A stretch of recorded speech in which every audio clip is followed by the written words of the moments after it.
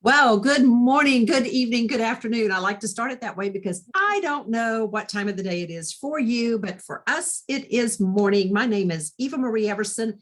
This is my very good friend, Michelle Medlock Adams. Michelle, say hello. Hello there. Hey, we are here to talk to you today. And in fact, this is our first video in a series of videos that we want to talk about because we have a book coming out in July. Here's the cover. Yay! I love it so much. Our God is bigger than that. Amen. Talk to you today about how this whole concept came about. If you know Michelle, you know she is a best-selling, award-winning children's book author.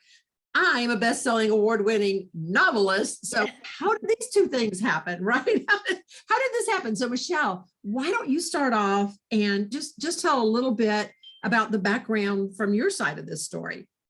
And it's so funny. We felt like this was such an important part of this book that we even included it as an author's note in the beginning of the book. And you don't find many author's notes in picture books, but we just felt like it was this important. So I'll take you back to the year of 2017. My first grandbaby was being born, Bear Adams Pace. Abby, my oldest daughter, was having some problems in her pregnancy. She had preeclampsia. And so we had been praying over her, but she still went into really high blood pressure and they had to admit her, and the baby was going to come a month early. So we knew that this was not an easy situation. And that alone would have been a lot of stress, right? You're afraid for your baby girl kind of thing. And for my first grandchild, but at the same time, my precious mother-in-law, Martha, my husband, Jeff's mama, was in the hospital, and we knew she didn't have long. She wasn't responding to all the treatments. And so my husband couldn't even be with us. So he was in Indiana with my mother-in-law, who was actively passing away. And then I was in Kentucky with my daughter, Abby, and her husband, and believe in God, everything would be okay. And then things just got crazy. It's just, you're standing in faith. I've been a Christian my whole life. We've been living like this. I know the scriptures. I know what to pray. I've got all the prayer warriors on it. And I just see lots of activity in hospital, people running out of Abby's room and lots of lights going on. And I'm like, I don't know what's going on. I was asked to walk out of the room, to step out of the room. And so I'm in the hallway, and I finally grabbed a nurse and was like, can you please tell me what's going on? And she said, well, they had just delivered the baby. I was supposed to get to be in there, but then it didn't happen like that. And he wasn't responding well. Little Bear wasn't breathing very well on his own because he was early. And so they rushed him to the NICU, which I didn't even get to see him. And I was like, can I see him? And everything was just crazy. And then Abby, her blood pressure started dropping. And so then they said she was losing blood, lots of blood. So it was just like, I felt like I was in an episode of Grey's Anatomy, but I didn't know how this one was going to end. Like I remember even being in the hallway and all this is going on. I didn't have my husband, my rock, there with me because he was with his mom where he needed to be. And it was just me by myself. I was the only one back there because Micah was in the room, that's Abby's husband, with her.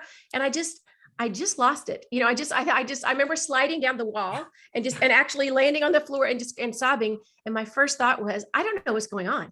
I don't even know, but I had all the terms, I'm a journalist. So when she's telling me all these things, I'm actually typing into my phone. And I thought, I'm going to call my friend Eva. She loves me. She'll talk me off of this ledge. And also, a lot of people don't know this. You were a nurse. Yes. So I knew that you could tell me all of these things. So now I'm going to pass off to you. So I call you. Yeah.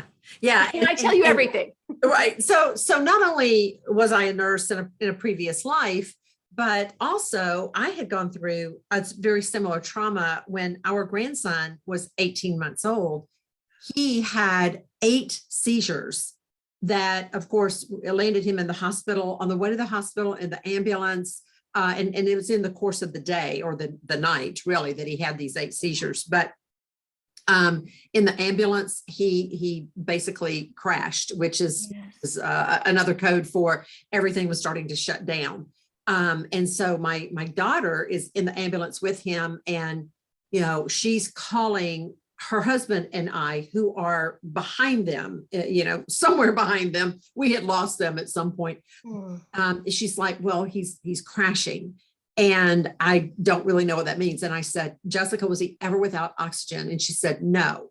And I said, okay, this is good. Well, meanwhile, my son-in-law is completely falling apart. And I said to her, just keep me posted. We're right behind you. And then I said to Tony, keep declaring he will be a mighty man of God. He will be a mighty man of God. Meanwhile, I am totally falling apart. Yes. Our grandbabies, right? I mean, this is all I know to say, because from the medical perspective, I know this is bad. He has lost conscious. He's been without, he lost consciousness, an hour or so ago, but now he's crashing. And that because of construction, they were having difficulty getting to the hospital. So there are all these things from a medical perspective that were like, well, the other thing a lot of people don't know is that I also have a theological degree from a seminary. So at the same time as my medical degree is like coming this way, my theological degree is coming from this direction, and I'm just trying to get through traffic. But we get there, and it was a very hard night. It was a very hard 2 or 3 days, to be perfectly honest. But we watched these miracles unfold with our grandson, with my daughter, my son-in-law. I remember all this. I followed all this on Facebook from a distance. We were all praying. I remember all this. It was an amazing time, but I'm going to tell you something.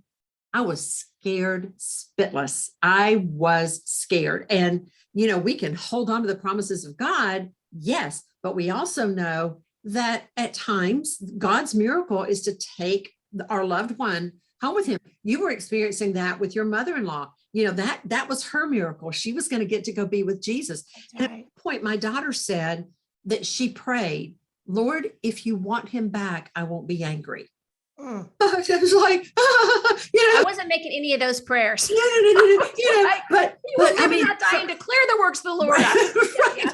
But she was also in this theological school with me. This was my second go round. And so we were studying the Word of God with a bent toward our Jewish faith, the Jewish roots of Christianity. This was a 2-year course, and we were right at the part where Abraham was to sacrifice Isaac. We were right there.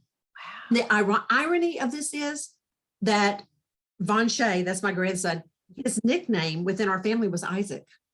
Oh, so it was like, so my daughter is just displaying this incredible faith. I'm just trying to hold on.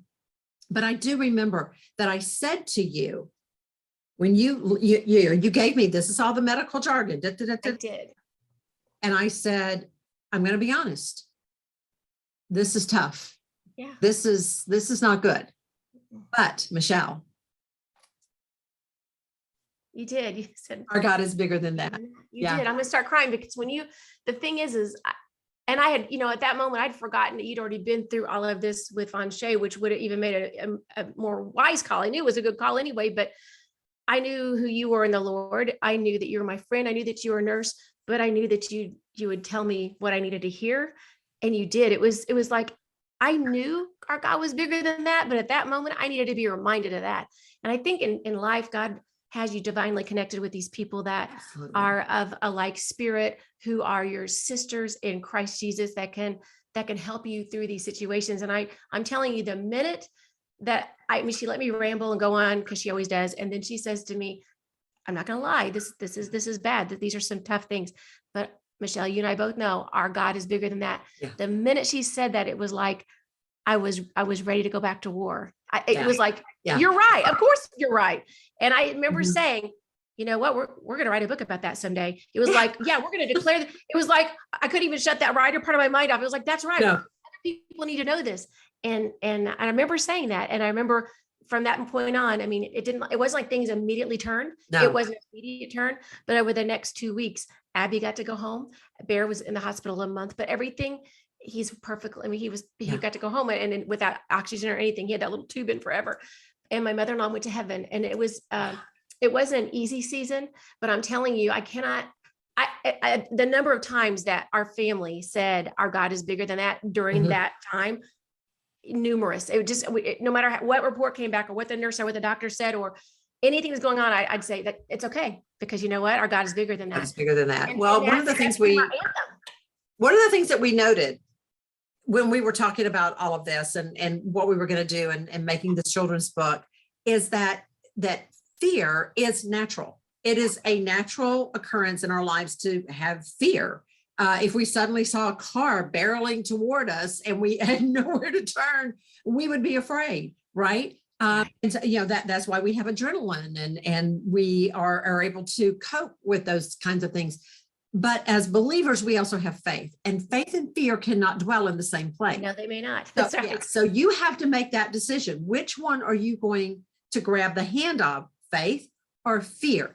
And that's what we wanted to do with the book. So of course, because that's what you've done. Like that, back to Von Shea, like I remember that whole miracle of that now that we were talking about it, it didn't get better right immediately either, did it? There were a few scary moments, but you guys kept declaring faith. You guys kept absolutely. And now look at him now. He's brilliant. Yeah. Well, that was the interesting thing. He was not talking. He was 18 months old. He really was not talking yet. And in fact, my husband and I had said, if he's not talking by 2, we're going to, possibly look at the just addressing autism to our daughter and son-in-law, which is, that's okay. I mean, if he's autistic, that's fine. But when he woke up not only talking, but he was quoting the American alphabet frontward and backward and phonetically. He was spelling words. He was also quoting, what do you hear this? Because this is what my daughter and I were studying. He began quoting the Hebrew alphabet. And we would spell words and he would tell us what it meant. And his level of intelligence just shot through the roof. Yeah.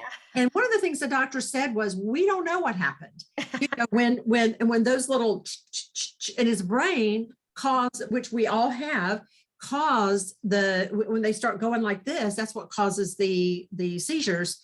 But now, for some reason, this child 1 week later was talking up a storm, spelling words, using words that were not in an 18-month-old's vocabulary. And again, I've got videos of this. He was quoting the alphabet in Hebrew. So so much, it reminds me of something I was just talking to my sister about the other day. We teach a Bible study, and she said, when God restores something, he always restores it better than before. Yes. So I think that's what happens. Like, I'm going to restore life. Oh, and by the way, we're just going to give you an extra dose of all the stuff, intelligence. And Hebrew, you want to know that? Okay, that too. Like, yes, exactly. I love how God is he's so much bigger than what we can dream. So he is bigger than that. But he healed him and gave a little extra oomph, because he is one of the smartest kids I've ever been around in my life. Well, he truly. In fact, there are times when we just start laughing because we're like, we have no idea what he asked us the other. What was it he asked us? He said something. You do of course know why the south is in the north of Egypt and the north is in the south of Egypt.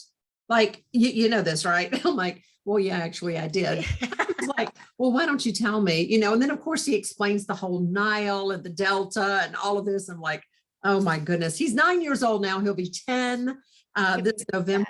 But Michelle, tell everybody when it's coming out. Tell them how they can get it. So this book that has been in our heart for 5 years, because Bear was born in 2017.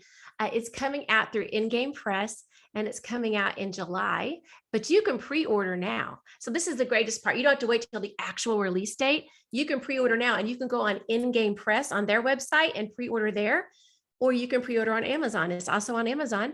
Those are the 2 places we probably would suggest you go first. I think it's also on christianbook.com and barnesandnoble.com, but and Walmart. I mean, it's going to be everywhere. So we're so happy, and I think the reason that because it deals with fear. It's set on a farm. The illustrations are beautiful. You're going to love them. They're so cute. Yes. I mean, when we saw the illustrations, we were like, oh, look, a mouselet. We'll tell the story of the mouselet next. We'll tell that in another episode. But we just love this book. And we know that it's an important book. It's a book that I think parents and grandparents and daycares and preschools and kindergartens, we think everybody should have a copy, of course, but absolutely. Not just because it's our book, but because there is power in knowledge, right? Yes. And the fact that we talk about our God is bigger than that. And then there's some back matter for you to discuss with your kids about fear, healthy fears we talked about, as opposed to irrational fears, and how our God is bigger than everything. And so we're excited, but yeah, go pre-order. I think you're going to want to get, this is one of those ones that you're going to love to gift to somebody. If your kid is experiencing fear of the dark or being afraid of storms or all those things, this book is the book to have. Absolutely. Okay, so that's the end of episode 1. We'll be back later to tell you more Yes. what we're afraid of and how God has helped us through our fears. I'm Eva Marie Everson, and this is Michelle Medlock Adams. Yep. See you next time. Bye Bye. for now.